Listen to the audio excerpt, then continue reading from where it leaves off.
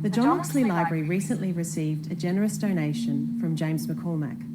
James, who is an architect, was instrumental in bringing World Expo 88 to Brisbane. He speaks to Tim Mather from the State Library of Queensland about the collection. Right. This is the South Brisbane site. That's an early sketch there.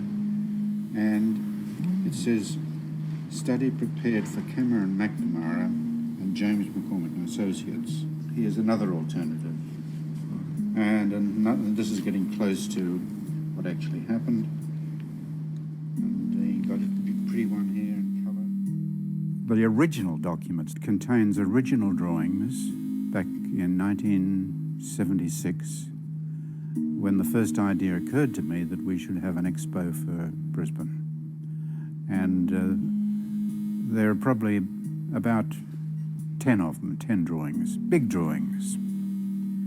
They show you the progressive development of an idea where Expo started off on a different site, which was Kangaroo Point. They were the first record of the birth of Expo 88. And it's historic. It's historic material of great importance.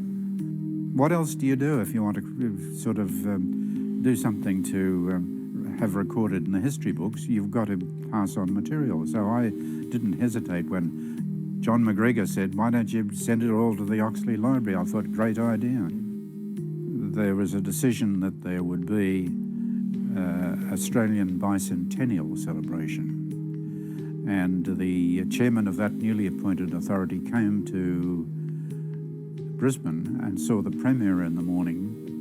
I don't know what he said, and saw me in the afternoon and said, Jim, this is Expo idea is a great idea, but it has to be held in the city where history all started. Sydney, in other words. And I thought, no, that's the end of that. Forget it. It's history now. It'll never happen. But some months later, I was walking down the centre of the city, Brisbane, and I happened to see the Coordinator General. And the Coordinator General called out to me, said, as I walked past, he said, hey, Jim, that expo of yours, it looks like it's coming off.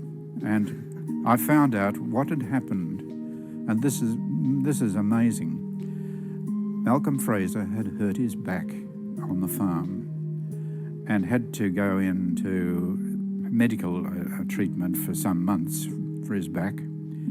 And while he was away, Doug Anthony was acting Prime Minister. And Doug Anthony, of course, was just like that with the Premier, or it was the other way about. and there was an immediate approval. We got it, quite by chance. We got the expo after something like 8 years of trying. 8 years of trying. There was an Institute of Architects subcommittee formed, that I formed, to look into the possibility of improving the appearance and use of the Brisbane riverbanks. This is long before Expo and long before the art gallery and the library and other things were established.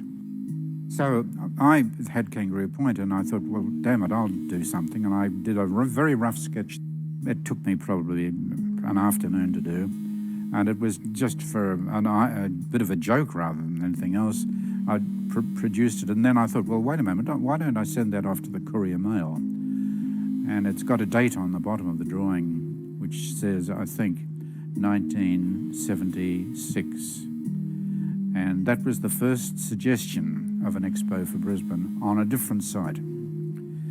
But there was a crucial point here, and that was this Bill Worth I mentioned from the Prime Minister's Department in Canberra. We drove through South Brisbane, and as soon as Bill Worth saw it, he said, Jim, this is it. This is the site on the railroad to transport visitors, on the river for scenic reasons, close to the city. It's got everything. And so that was the site that was selected. It was a marvellous thing that happened, that it not only did we have an expo here, but it was the celebration of the bicentennial at the same time. The centre of the celebration was not, the bicentennial celebration was not Sydney or Melbourne, it was right here in Brisbane.